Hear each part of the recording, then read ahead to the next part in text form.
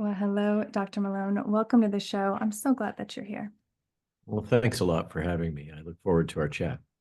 Absolutely. Absolutely. I mean, you're out with a new book that you wrote with your wife, Jill, PsyWars. Why this book? Why now?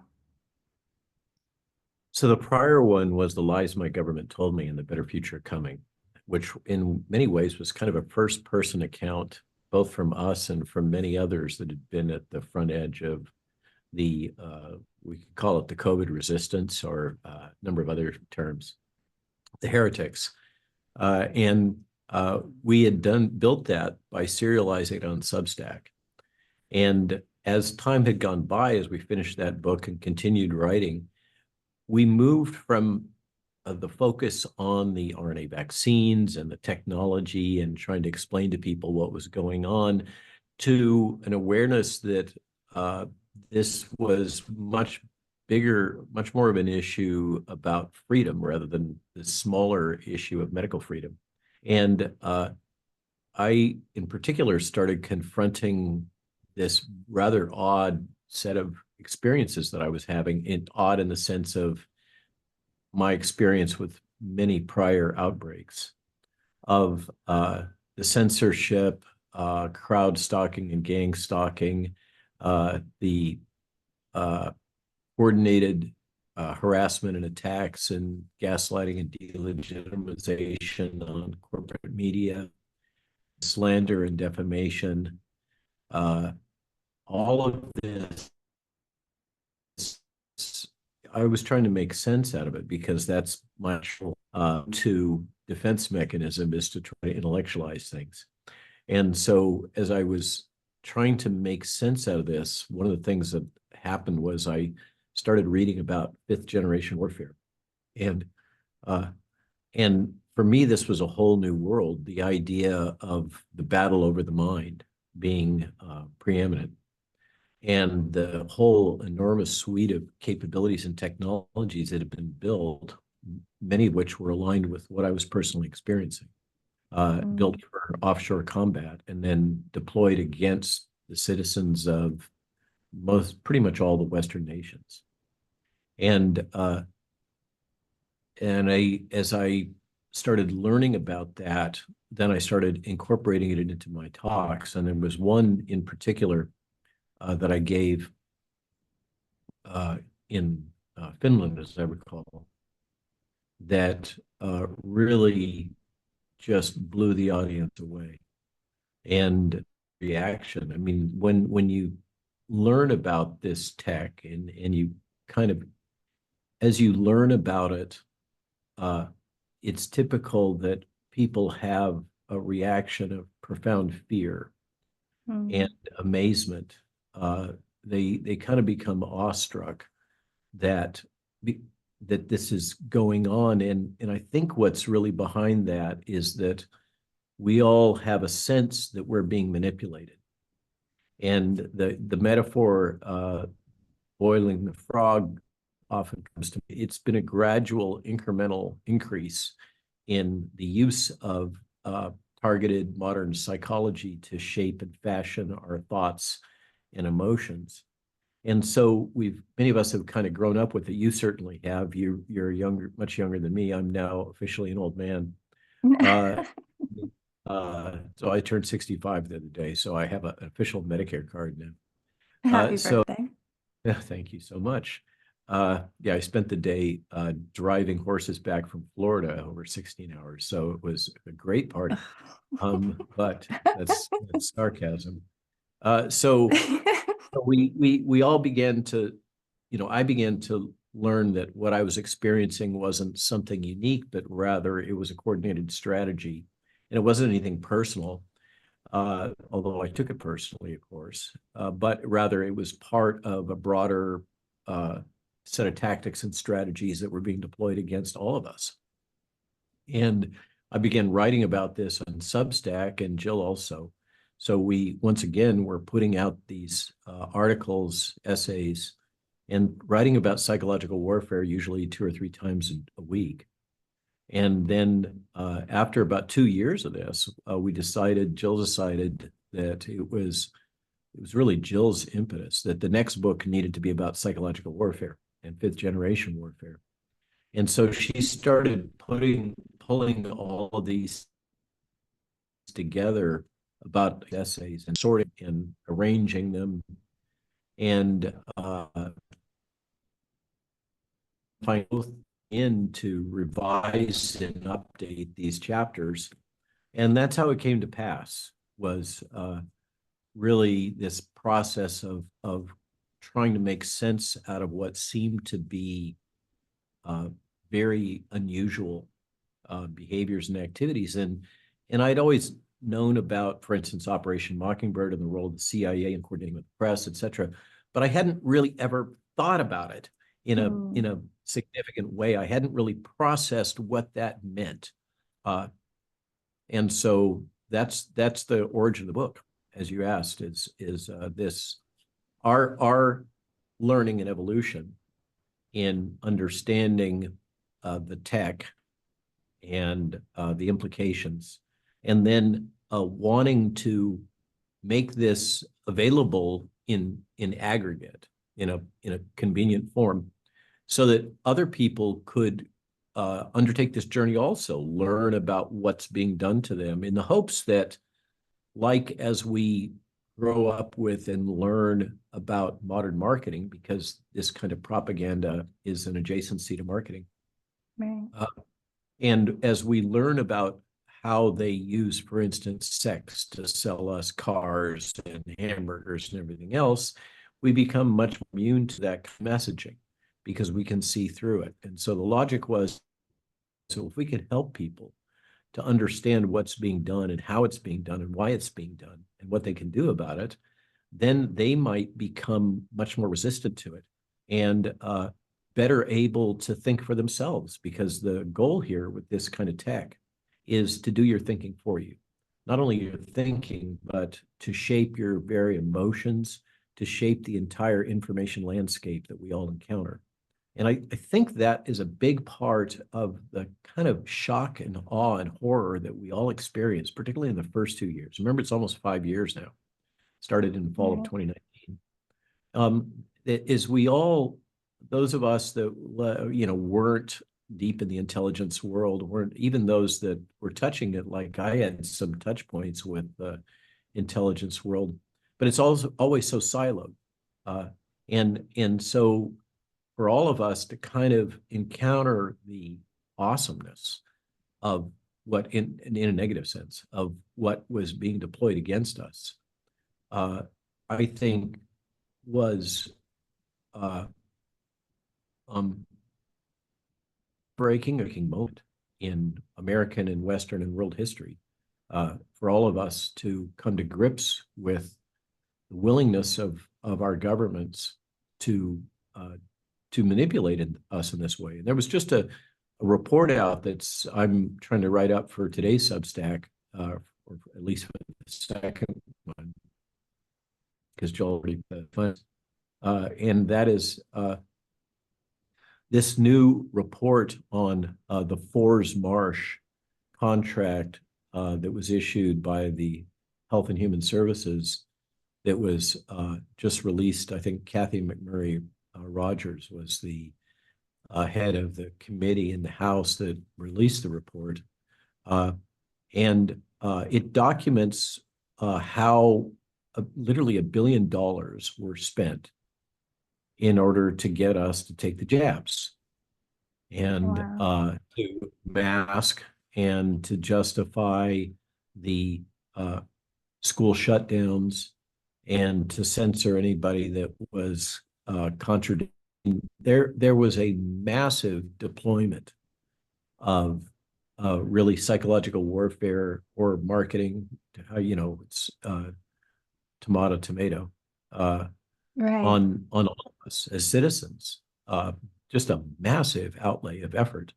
And I just finished reading the report, and one of the things that kind of amazed me as I got into the appendix is that Forrest Marsh, the contractor, did serial surveys all the way through this of various, did the usual work closely with Google, parsed all of us in terms of our categories that they like to sort us into, and analyze those, conservatives versus liberals, young versus old, uh, um, religious, non-religious, all those categories they like to use to represent the populace.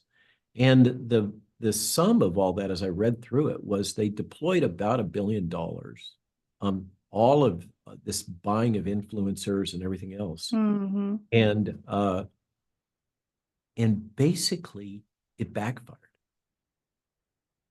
And now, not only did they not succeed, particularly with the boosters, but now the uh, questioning of the childhood vaccine schedule, increasing requests for religious exemptions from vaccines or other exemptions for kindergartners, um, non-compliance with the core childhood vaccine schedule, uh, general public skepticism about the CDC and public health in general, all the things that I had, long ago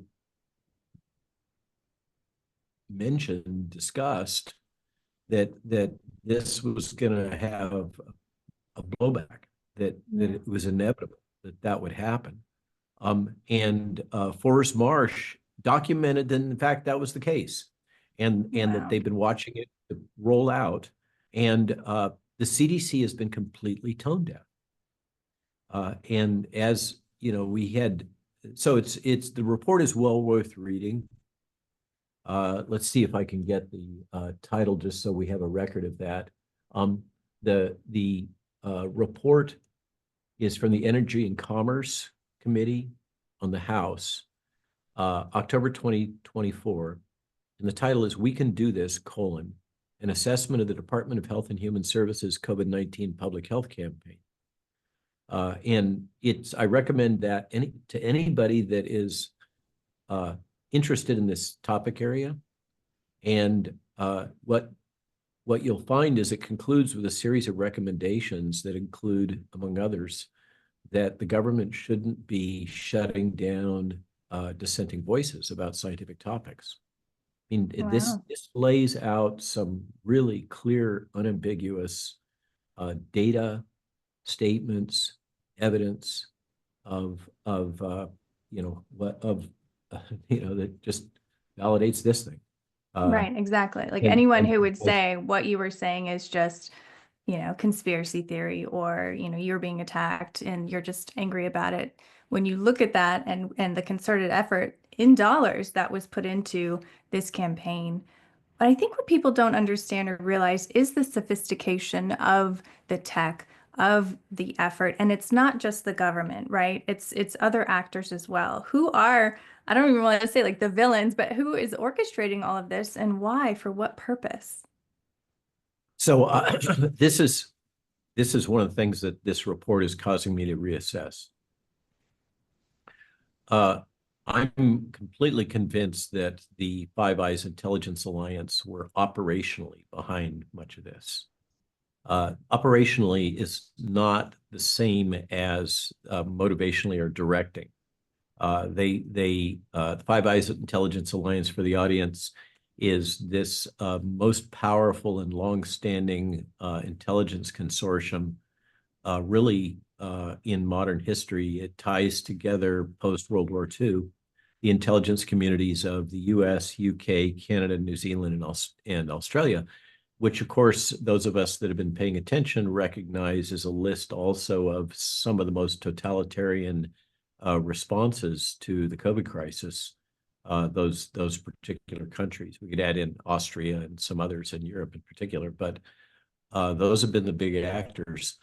And the question that has bedeviled me now for a long time, having had the benefit of traveling quite a bit during the COVID crisis, particularly in Europe and North America, Canada, and Mexico to some extent, and then internationally through Zoom, et cetera. What's really bothered me was the harmonized, simultaneous deployment of the propaganda campaign and the influence buying and the messaging. So, for instance, early on, I became kind of a darling of the Italian alternative media, and who would have thought? And the first International COVID Summit, ICS, was convened in the Italian Senate in Rome. Who's going to say no to the opportunity to speak to the Italian Senate in Rome? But the mainstream Italian press came out, and we said nothing about vaccines because the senators that had enabled this asked we only treatment. So nothing about vaccines. Nevertheless, the press attacked 10 of us as the dirty dozen that were spreading misinformation. The same exact language that had come out of the White House and out of this whole controlled press operation in the United States that was attacking Mercola, Kennedy, and many others. I wasn't on that list here in the States, but I did make the list in Italy after we did our conference. But the ironies were none of us were talking about vaccines. And furthermore, I guess in Italy, 10 is a dozen because they only had 10 of us named.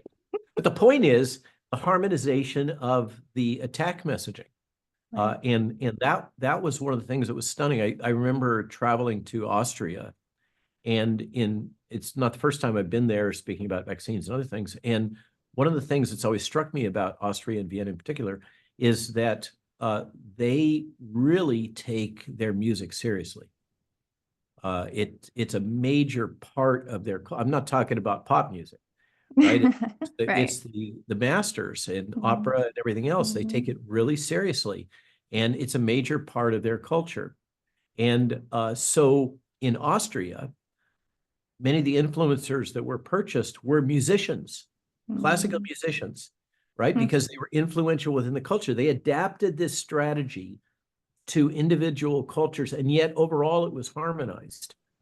And I've always found that just amazing and stunning that it was done in a coordinated, harmonized fashion, rolled out simultaneously. All this suggests a level of pre-planning. Right. It was amazing, but then you read this report from McMorris Rogers on the HHS campaign, and they hired basically a PR firm that was specializing in psychological manipulation of populations, and paid them $1 billion to do exactly this. But that was targeted just at the United States. It wasn't targeted globally. So I infer from that the intelligence community was operationally behind a lot of this, but that begs the question, who's telling them what to do? And certainly during the Biden and Harris administration, that was not to get political as we're on the threshold of this election, but as this report documents, it really kicked off after Biden came into power in terms of this harmonized propaganda. But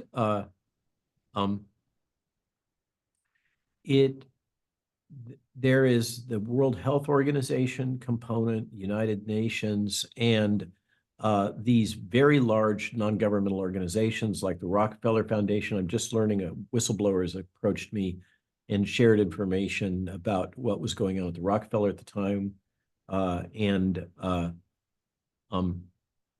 and their role in influencing the teachers' unions in the United States, which in turn influenced the Biden administration in a very direct way, and their role in interacting with these globalized transnational organizations that purport to be the global government, the new government, global government, and the role of the Bill and Melinda Gates Foundation, of course. I mean, we talk about this in the book as the new, in the part where we start, the title saying enforcing the new world order. Well, what the heck is that? And so we spent some time describing how that is rolling out and how it's being integrated, and the model of the European Union and the European Council as kind of the predicate for the structure. And then overarching above that kind of administrative operational layer that is being proposed for world government are these global public-private partnerships, these non-governmental organizations like Rockefeller and Gates and many others, and the organizations that have emerged from this cooperative alliance between the United Nations World Health Organization, which is a branch of the UN, and the World Economic Forum, like the GARM Agreement. I don't know if you're familiar with the GARM Agreement. This is what Elon Musk sued, and then they collapsed it and reformed it. Clearly, it's an effort to escape legal liability because GARM was specifically to destroy Twitter economically. Was responsible. People with the events around the Joe Rogan podcast that I did that went so big, and then the backlash. Many people are aware of Neil Young and Joni Mitchell threatening to pull all their music off of Spotify because of what was said on Rogan. What they weren't aware of until another preceding congressional report came out was that what really transpired, that was just kind of the surface, was Coca-Cola objected through the GARM agreement. So Coca-Cola, a huge advertiser, global advertiser, worked through the GARM agreement to try to get Spotify to deplatform Rogan. Wow. The pressure that was put on Joe Rogan for that is, in retrospect, stunning. That, he kind of knuckled under a little bit. And for a while, it was really hard to find that podcast. And of course, it has all the usual CDC disclaimers. But that's a great example of how these global governance organizations and cutouts that are, transcend U.S. government were then used to influence all this. Another one is the Trusted News Initiative that was originally stood up by the BBC, and I highlighted that really operates as a trade union for the very large corporate media sources like Agency France Presse, BBC, of course, Associated Press, Reuters, and then the usual actors, Washington Post, New York Times, blah, blah, blah, that are all been in on the narrative. That was all coordinated under a structure that was created by the BBC, but operates internationally. This Trusted News Initiative that was originally designed to overcome and battle or resist Russian disinformation. Remember that whole thread. Then shortly, strangely, another one of these odd coincidences, before the COVID crisis, it was reoriented intentionally to resist the spread of vaccine misinformation and disinformation. So they were all tooled up for whatever reason.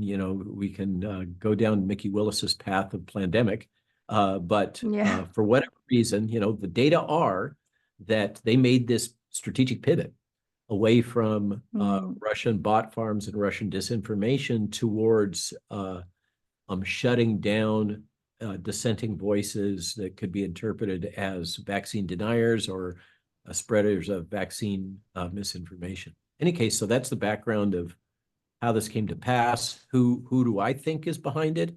It's a collection of non-governmental organizations, very large transnational non-governmental organizations. These cutout organizations like Center for Countering Digital Hate that has clear CIA ties and was originally formed in London, but now has offices in DC. And so there's a number of organizations, governments, the governments of all of the Five Eyes nations, and the World Economic Forum and the World Health Organization absolutely were in on this in a big way, promoting this whole thing. And now we're seeing that this suite of tools that were deployed in the context of COVID, that we all kind of experienced that pressure from them, they're now being generalized for a wide range of topics. Of course, anthropomorphic climate change, human-caused climate change. That's a hot button. The 5G is another hot button. Another hot button is energy in general, and the importance of migrating towards green energy, the whole green energy agenda, the agendas around food. They're being persecuted, prosecuted, and food supply to not eat meat or not have people eating meat because of the environmental impact.